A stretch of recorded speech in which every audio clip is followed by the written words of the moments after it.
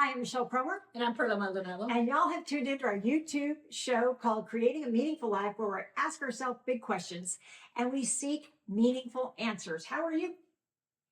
Getting ready for the holidays. Oh, I know. It's just this blur. It seems like we have Halloween, then we have Thanksgiving, then we have the holidays. I don't know about y'all, but my family celebrates Hanukkah, Christmas, the solstice. We do all of it, and the Chinese New Year. We do it all. So everybody's pretty busy around this time. Yeah, so we thought today what we would do is bring you some pointers on what you can do to make your holidays, just really calming. Try to chillax. Try to chillax and maybe move that energy around. So let's talk about it. So what do you have? What do you do on your holidays? Do you have all your family over?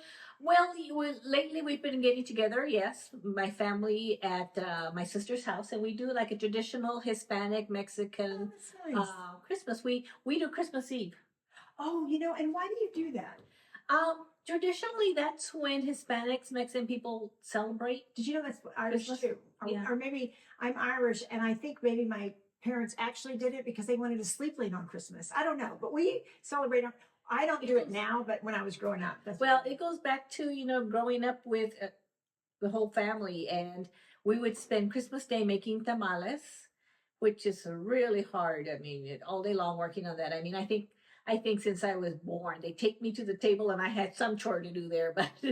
Well, I also know from your heritage, the luminarias are always lit on Christmas Eve because it dates back to the Spaniards when they were coming home to celebrate Christmas so that they could light their way. But whether you celebrate Kwanzaa or Hanukkah or whatever, everyone gets together during the holidays. It's really wonderful for me because I have two grown boys and they're both coming for the holidays, so I'm excited about that. So it could also be stressful for some people. It can be stressful. So let's talk about that. So one thing that I suggest when people are going to have family over is to try to invite an even number of people. There's something about the energy of pairing so that you don't have even subconsciously that odd person out, and really decide who's going to be that vocal one, the one that has all the fire in the family, the one that's maybe just throw a coconut cream pie or something.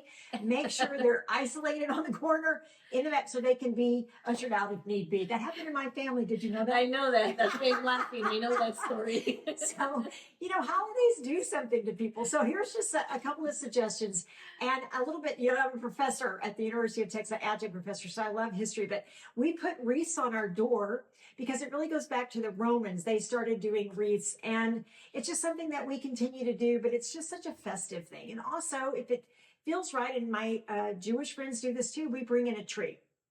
And that could be an artificial tree, or it could be a real tree. But if you can put in a real tree, then you can replant it later. That would be great. But do it early more than later. And make sure that if you have small children or big children or just ourselves, or cats or dogs, look at what you have in your home and figure out if you really need it before you bring new stuff in, and repurpose it. Remember when I was doing that coat drive for your sister? Yes. And there are things in your closet that you don't need. And there are people, Perla's sister was a principal at a high school in a zip code that was one of the poorest in the United States. And so every year, Liz would always call and we would get together, and I would have people send me coats from Florida.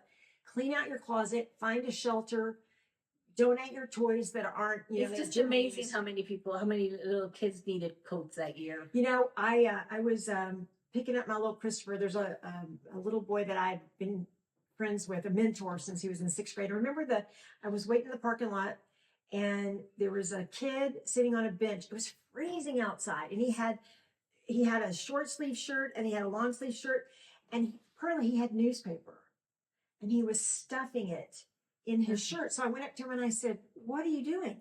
And he said, "Well, it's cold." And I said, "Well, what are you doing?" And he said, "Well, I don't have a coat, and I called you from the car." And I said, "This is what we're going to do." So number one, look at all your items before you bring anything else in, repurpose, and get rid of some of that stuff. So now you've got your Christmas tree up, and you've got your people that you have invited, and we both have red shirts on. One thing that is in Feng Shui that is really contradictory in the holidays, we have red, which is fire, fire, fire. And we have the color green, which represents wood. So what does wood do? Fuel fire. So in my house, I have like pinks and blues and more calming colors. So just be cognizant of that. Blue is a really big color for the holidays. I suggest you might use it. Well, and I was shopping yesterday, and there's a lot of pink ornaments. Oh, there are? Pink and silver seems to be like. Silver is good because silver is metal. So let's talk about the five elements. So in Feng Shui, they say there are 5 elements: fire, water, wood, earth, and metal. And you have to have those 5 to balance. So what Perla just mentioned, silver, which is metal, which is communication, which is air, and pink, which is fire. That's a really good complement. Black, a lot of people wear black during the holidays. That is a wonderful color to wear because it represents depth and emotion. And blue, I don't know if y'all can see that this dining room is blue, but blue is a wonderful calming color. So make sure that you do that too. And placement on your tree is important. Make sure that it's not in the center of the room, that you can actually maneuver around it, make that energy flow. And it's kind of a superstition in Feng Shui, but you don't ever have a tree that doesn't have a present. Have you already gone your shopping? No.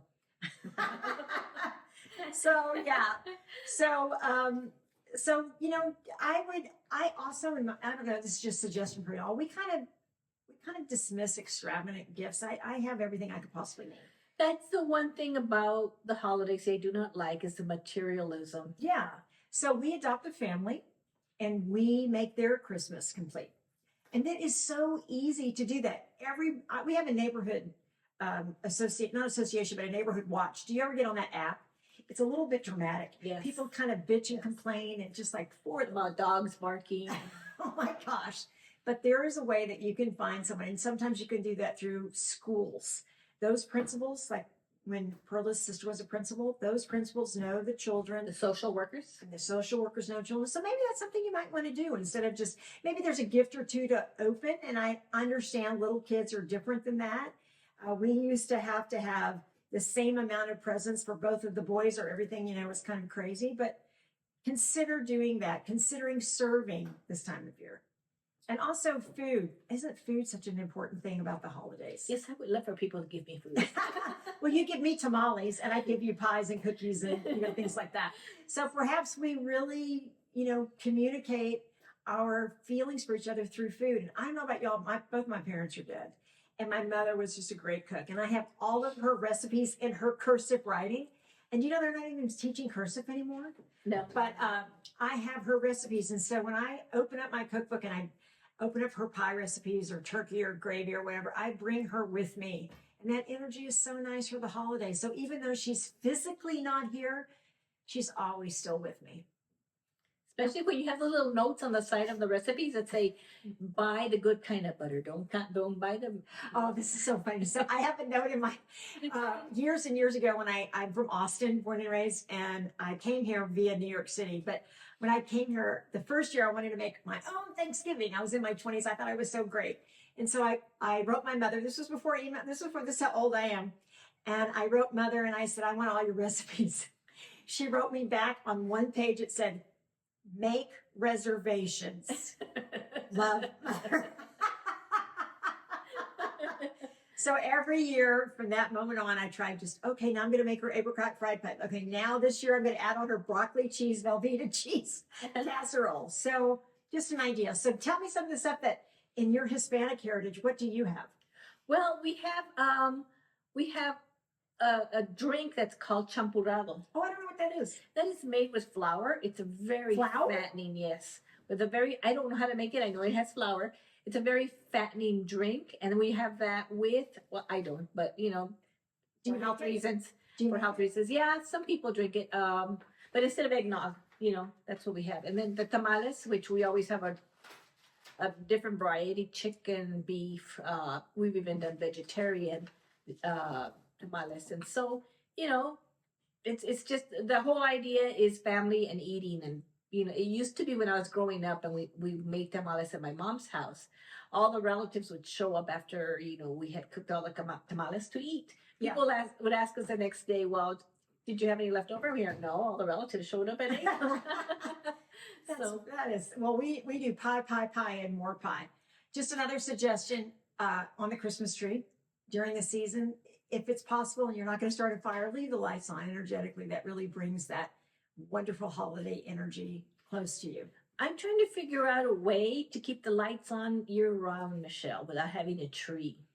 Well, because it's such a good feeling to have that light in the room. Well, in here behind us, this is my office. This is our studio. I have a tree right there that I leave on all the time. But if that's not possible, I always tell people to leave their front porch on. And energetically, that lights the way to wonderful memories, to great chi, to people that are attracted to, you know, it's really a wonderful symbolic. Oh, great. Yeah. And keeps the burglars away too. That's true. And the last thing that my family does on Christmas morning, I make everybody open up presents by, you know, second right and so we can do thank you notes. But then we take a moment and we go around the room and we tell each other what we appreciate and what we're grateful for about them. And the hardest is you have to say that to yourself, what you're grateful for about yourself and what you appreciate about yourself. And I used to do that, Perla, Monday through Thursday when I had my boys at dinner. We had dinner every single night and we would have to go around the table. What do you appreciate? What do you appreciate? And then we have to tell each other, how did you serve somebody? How did you serve somebody? How did you serve somebody? My son's August is 6'5", and there was this little girl. She was like this little tiny thing. And every day he would put her backpack on the hook. I go, enough. That's too, you've done that like for 3 weeks in a row. Find another way to serve. So he continued to put her and something else. So just a suggestion. That's a good idea, to be grateful. And this, I truly believe, they talk about the spirit of Christmas and how wonderful it is. I truly believe there is such a thing as the true energy of Christmas, because so many people are happy, are with family. I mean, there's a lot of sad people too, but I think that the energy of happiness, of gratefulness takes over. I agree with that. And just for a moment in time, we all just kind of stop. We put our swords, our knives, our, you know, everything down, our weapons, and we just kind of all come together as a community, as a global village. And that's kind of nice. Yeah. And if you, I think like around midnight, the 24th, between the 24th and 25th is when you feel it, I feel it the strongest. And I think let's all be careful, because there are friends of ours, friends that you know, perhaps even you that are watching this, we've lost a loved one this year. And this is the first major holiday for many of you. I'll never forget when daddy and mother died and how hard that was. Reach out to that friend. And I guarantee you there's an old person that is by themselves, and reach out to that person too. Norma, there's a woman down the street, Norma, she's 82 years old. And I used to go during COVID, I would go to the grocery store for all of I live in a very old neighborhood. So these are a lot of the original owners. My house is 118 years old. So I'd go to the store during COVID for all these people. So finally, Norma gets her vaccine. And I said, sugar, this is it. This is the last time I'm going to give you, you know, you've got your vaccines. And she started crying. And I said, Norma, you've got your vaccines. You're going to be okay. And she said, no, you're the only person I see every week. So I said, I'm still not going to the store for you, but now you're coming over for coffee. So that's what we do. She never married. She doesn't have any children. Reach out to someone older. Bring them just a piece of pie, or maybe, you know, a couple of, you know, a little flower arrangement or something. And you've got your mom. Is your mom, and you've got your sisters, and they're all going to get together. Yes, we're all going to get. And your brother-in-law and all that. So that's nice. Lots of kids and everybody. Yeah, it's always nice when you have kids. I don't have grandkids, but I'm hoping. The big kids too. The big kids too. All right, so that's really it. So we're wishing you a happy Hanukkah, a Merry Christmas, Happy New Year, Feliz Navidad, Feliz Navidad, and all of that. I'm Michelle Cromer. And I'm Perla Maldonado. And we encourage you to think deeply, speak gently, love much, laugh a lot, work hard, give freely, and be kind. See y'all next time. If you like this, please share it and ask us questions at the bottom. Thanks, y'all. Bye.